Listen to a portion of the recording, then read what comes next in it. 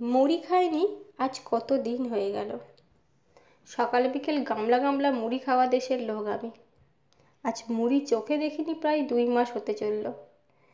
নানান ধরনের biscuit, bread, পরোটা সব কিছুই খাওয়া হয়, কিন্তু মুড়ির অভাব কেউই পূরণ করতে পারে না।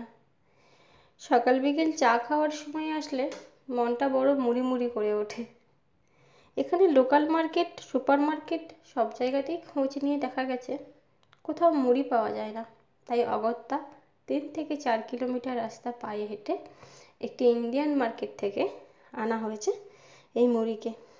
তাই ভাবলাম এত কষ্টসাধ্য করে যখন তোমারে পেয়েছি, তখন একটু আয়োজন করেই খাওয়া যাক। যাই হোক, আমার মুড়ি আয়োজন চলছে। এখন বাজে সন্ধ্যে 6:30টার মতো।